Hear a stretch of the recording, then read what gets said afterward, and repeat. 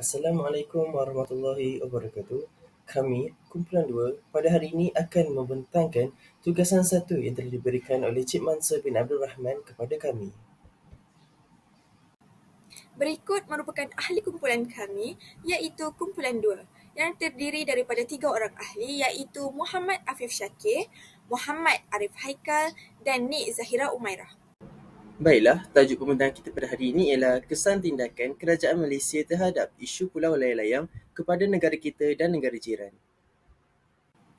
Berikut merupakan isi kandungan untuk tajuk kita pada hari ini, iaitu pengenalan, kesan terhadap negara kita, kesan terhadap negara jiran dan langkah-langkah untuk mengatasinya. Pengenalan. Kepulauan ini terdiri daripada 4 gugusan pulau, iaitu Pulau Pratas, Pulau Paraca, Pulau Macclesfield dan Spratly. Namun, ianya tertumpu kepada Pulau Paraca dan Spratly. Krisis ini terjadi selepas Jepun menyerah kalah dan meninggalkan pulau tersebut pada Perang Dunia Kedua. Pada tahun 1960-an, pulau gugusan tersebut diambil alih oleh Filipina dan Vietnam. Seterusnya diikuti oleh China dan Malaysia pada tahun 1970-an. Seterusnya, kesemua empat negara ini telah bersetuju dengan Deklarasi Manila iaitu untuk mengelakkan konflik kawasan tersebut berlanjutan dan telah dipanjangkan sehingga tahun 2002. Pada tahun 2005 pula, China dan Filipina telah menandatangani persetujuan bagi melindungi minyak dan gas di kawasan tersebut. Dan seterusnya, China dan Vietnam telah mengemukakan tuntutan berdasarkan sejarah pemikiran dan faktor sejarah. Seterusnya bagi Filipina, mereka membentuk Laut Cina Selatan berdasarkan jarak fizikal dan akhir sekali Malaysia dan Brunei pula berdasarkan jarak zon ekonomi eksklusif iaitu EEZ. Dan untuk pengetahuan semua, EEZ merupakan satu penubuhan yang telah ditubuhkan pada tahun 1970 dan Malaysia juga turut menuntut 12 pulau kecil di bahagian selatan timur Spratly. Baik, berikut merupakan peta dan gambaran bagi kedudukan Pulau Layang-Layang dan jarak antara Pulau Layang-Layang dengan negara Malaysia, negara Vietnam, negara China dan negara Filipina. Dapat kita lihat di sini, kedudukan Pulau Layang-Layang berhampiran dengan negara Malaysia iaitu negeri Sabah. Oleh itu, ini merupakan salah satu faktor yang menyebabkan Malaysia menang bagi isu perebutan Pulau Layang-Layang ini. Seterusnya, ayuh kita beralih kepada kesan tindakan kerajaan Malaysia terhadap isu Pulau Layang-Layang kepada negara kita dan negara jiran. Mari kita lihat pula kepada kesan tindakan kerajaan Malaysia terhadap negara. Menurut Pegawai Pemerintah Terumbu Layang-Layang Lieutenant Muhammad Khairul-Islah Ahmad, TLDM, sejak Avilion Layang-Layang Resort dibuka sehinggalah pada tahun 2006, statistik kehadiran pelancong yang datang melawat Pulau Layang-Layang direkodkan seramai 1,457 orang. Kebanyakannya berasal dari negara Jepun, Perancis, Korea Selatan dan China. Hal ini dapat memberi kesan kepada sektor ekonomi di negara kita. Yang pertama, dapat memajukan sektor pelancongan negara. Hal ini demikian kerana Pulau Layang-Layang terkenal dengan keindahan dasar lautnya yang mempunyai batu karang dan ikan terumbu, seterusnya mempunyai haiwan laut yang jarang ditemui di tempat lain. Hal ini juga sekaligus menjadikan Pulau Layang-Layang tumpuan sebagai tumpuan kepada para penyelam untuk meneroka wilayah laut pulau ini. Pulau Layang-Layang juga sekarang telah menjadi tarikan ekor pelancongan di negara Malaysia dan di pesada dunia dan sekaligus dapat meningkatkan sumber pendapatan negara berdasarkan statistik pelancongan asing yang kian meningkat. Yang kedua, dapat meningkatkan nilai mata wang negara. Hal ini kerana kehadiran pelancong dari luar negara yang yang menyebabkan berlakunya pertukaran mata wang. Nama saya Muhammad Afif Shakir Kamrul Zaman dan pada hari ini saya akan meneruskan pembentangan ini dengan tajuk Kesan Tindakan Kerajaan Malaysia terhadap Keselamatan dan Kedaulatan Malaysia. Terdapat banyak kesan yang boleh kita ambil. Salah satu daripadanya ialah yang pertama iaitu geopolitik dan keselamatan maritim. Pulau layang-layang ini terletak di Kepulauan Spratly yang merupakan kawasan yang agak strategik secara geopolitik. Kepentingan geopolitik ini Kepentingan geopolitik ini melibatkan keselamatan maritim dan pengawasan laut yang melibatkan perairan Malaysia. Keberadaan Malaysia di pulau ini memungkinkan negara ini untuk lebih aktif dan efektif untuk memantau dan atau mengawal aktiviti laut di sekitar Sabah. Sebagai contohnya, saya dapat simpulkan dengan pangkalan maritim di Pulau Layang-Layang, kerajaan Malaysia dapat menyediakan tindak balas yang lebih cepat, tindak balas yang lebih proaktif, ataupun dan sebagainya terhadap ancaman keselamatan maritim seperti pengawalan kawasan perikanan, pencegahan penyeludupan dan penanggulan ancaman keselamatan. Di Kepulauan Sabah ini terdapat banyak aktiviti-aktiviti haram seperti penyeludupan manusia, uh, penyu- uh, kecurian ikan dalam laut dan sebagainya. Aktiviti yang berikut uh, dapat dicegah dan dibendung dengan baik jika pihak maritim bertindak dengan lebih pantas. Hal ini akan negara kita akan lebih aman dan damai tanpa sebarang gangguan masalah dan anasir luar. Seterusnya, kesan lain iaitu tegangan dan diplomasi.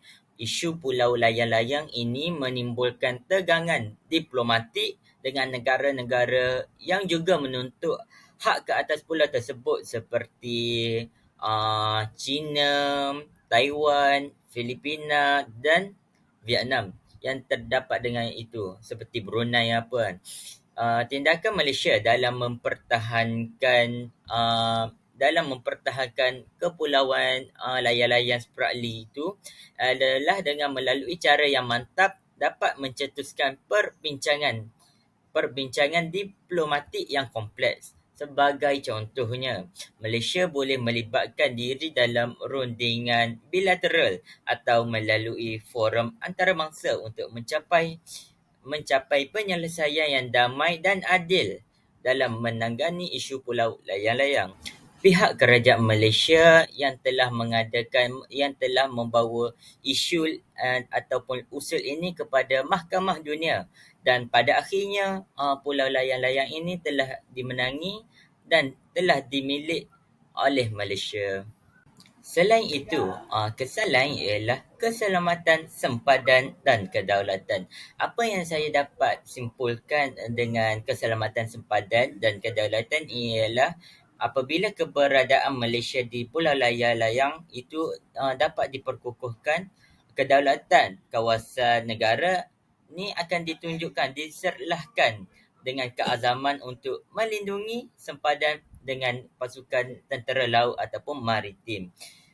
Hal ini penting untuk menjaga kedaulatan dan integriti wilayah Malaysia di dalam zon ekonomi eksklusif. Sebagai contohnya, dengan kewujudan tentera dan kemampuan penguatkuasaan undang-undang di Pulau Layang-Layang, Malaysia ini dapat menjalankan patrol sempadan dan operasi maritim untuk melindungi kawasan ekonomi itu daripada ancaman luar ataupun anasir luar. Jika pihak Malaysia ini tidak mengambil serius dengan tidak menjaga kawasan sempadan, hal ini dapat penceroboh akan mudah masuk ke dalam negara Malaysia dan membuatkan negara kita akan huru-hara. Kesan terdapat secara tidak langsung negara kita tidak aman, negara kita mudah diserang dan sebagainya. Seterusnya, kesan keempat iaitu penyelidikan dan pembangunan sumber maritim.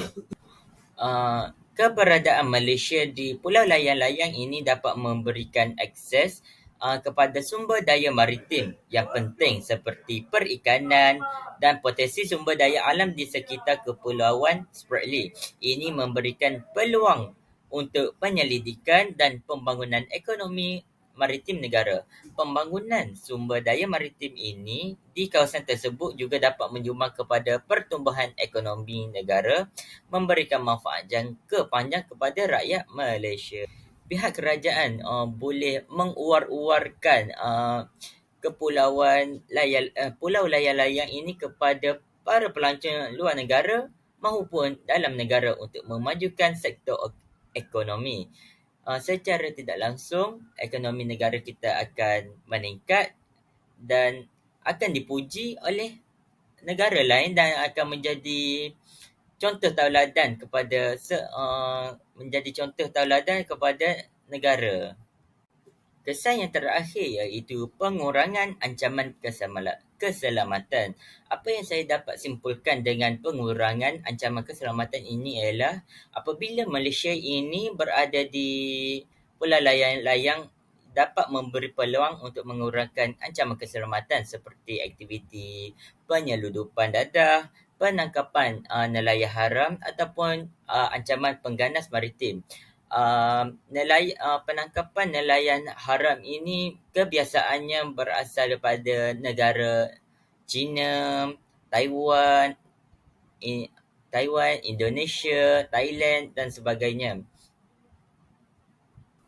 Sebagai contoh, dengan kehadiran tentera dan agensi penguatkuasaan undang-undang di Pulau Layar-Layang, Malaysia dapat menjalankan operasi pencegahan dan penindakan untuk memastikan keselamatan dan keamanan di perairan sekitarnya.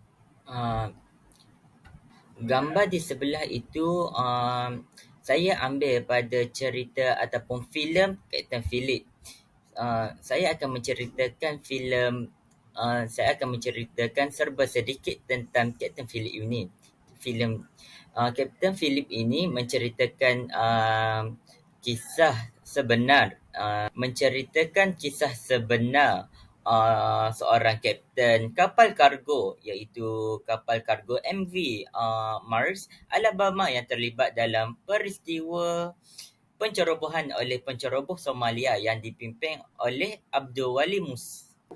Kapten Phillips dan kru kapalnya berusaha bersungguh-sungguh untuk melindungi kapal dan muatan kargo itu dari penceroboh Somalia yang bersenjata. Apabila penceroboh berjaya memasuki kapal, mereka merampas kapten dan menahan beliau di dalam bot penyelamat.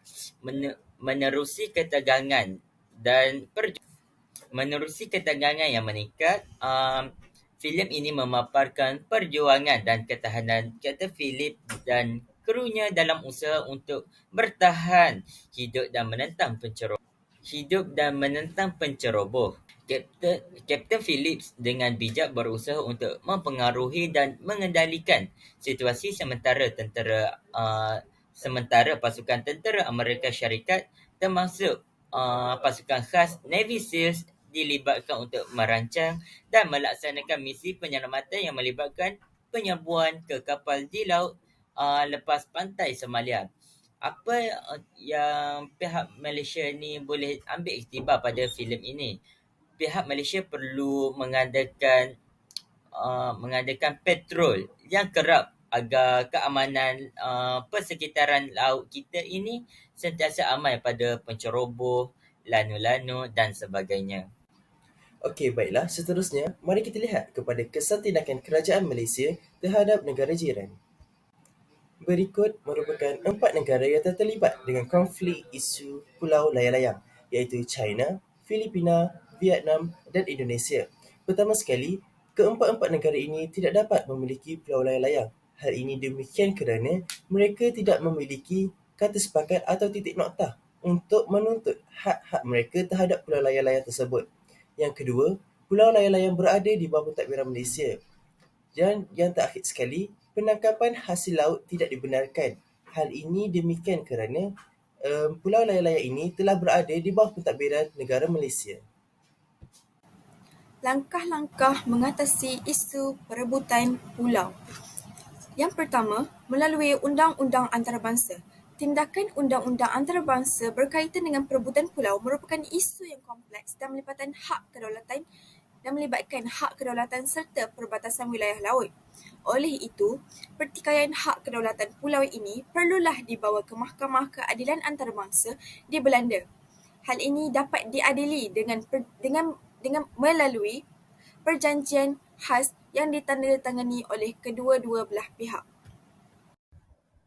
Selain itu, langkah-langkah lain untuk mengatasi isu pulau layang-layang ini ialah melibatkan negara-negara yang terlibat perlu bekerjasama dan untuk membendung ataupun mengatasi masalah ini berlaku pada masa akan datang. Terdapat pelbagai usaha ataupun langkah maupun tata cara yang perlu dibuat untuk membendung masalah ini berlaku pada masa hadapan. Saya dapat simpulkan terdapat beberapa seperti yang pertama, dialog dan perundangan. Negara-negara yang terlibat seperti Filipina, China dan ataupun Taiwan dan sebagainya yang terlibat ini perlu membuka jalur ataupun komunikasi untuk melakukan perundingan untuk mencari keputusan yang terbaik yang dapat diterima oleh semua pihak. Dialog yang terbuka ini dapat membantu memahami kepentingan masing-masing dan mencari solusi yang terbaik. Selain itu, negara-negara yang terlibat boleh juga bekerjasama untuk membuat undang-undang ataupun hukum laut international. Sebagai contohnya, negara-negara yang terlibat ini boleh menganut prinsip-prinsip hukum laut international seperti konvensi Perserikatan Bangsa-Bangsa tentang Hukum Laut ataupun yang dikenali sebagai UNCLOS yang dapat menjadi dasar untuk menentukan batas-batas wilayah laut dan kedaulatan. Negara-negara yang terlibat ini dapat sebulat suara mengacu pada UNCLOS sebagai kerangka kerja dalam menyelesaikan sengketa ini agar kehidupan masa datang akan lebih tenang. Yang terakhir, negara-negara yang terlibat ini boleh juga bekerjasama dengan organisasi-organisasi ataupun lembaga-lembaga yang bertaraf dunia yang telah diiktiraf oleh negara-negara lain seperti ASEAN. ASEAN ini yang bermaksud Association of Southeast Asian Nations dapat membantu menjadi orang tengah ataupun pihak ketiga menjadi dialog dan kerjasama antara negara-negara di kawasan. ASEAN ini memiliki peranan penting dalam mendorong perdamaian dan kedaulatan dan keseimbangan di Asia Tenggara. Berfokuskan di Asia Tenggara sahaja. Akhir sekali, apa yang saya dapat simpulkan ini ialah penting untuk diingat bahawa penyelesaian sengketa di Pulau Layang-Layang ini memerlukan komitmen, fokus, titik peluh yang kuat dari semua pihak yang terlibat, kerjasama, dialog dan keterbukaan yang menjadi kunci utama dalam mencapai solusi yang adil dan berkelanjutan ini akan membuahkan hasil pada masa akan datang. Dan yang terakhir sekali ialah tidak mementingkan diri sendiri. Umum mengetahui bahawa jika kita mementingkan diri sendiri, kemungkinan kita akan mendapat kerugian ataupun tidak mendapat apa-apa keuntungan. Hal ini berkait rapat dengan isu konflik pulau layang tersebut, iaitu keempat-empat negara tersebut tidak ada kesepakatan atau kerjasama dalam menuntut atau menyuarakan hak-hak masing-masing terhadap pulau layang-layang itu sendiri. Dan masing-masing juga setiap negara telah mementingkan untuk keuntungan peribadi. Hal ini demikian kerana mereka hanya memikirkan untuk keuntungan negara mereka sendiri dan tidak memikirkan tentang kebaikan untuk negara-negara lain juga. Oleh demikian, untuk mewujudkan satu hubungan diplomatik yang lebih mendalam atau lebih sistematik, kita atau negara-negara lain haruslah tidak mementingkan diri sendiri dan tidak memikirkan tentang keuntungan diri sendiri. Maka, dengan ini tamatlah sesi pembentangan kami bagi tugasan 1 subjek GISC 1082, Isu Semasa dan Cabaran Masa Depan. Sekian, terima kasih.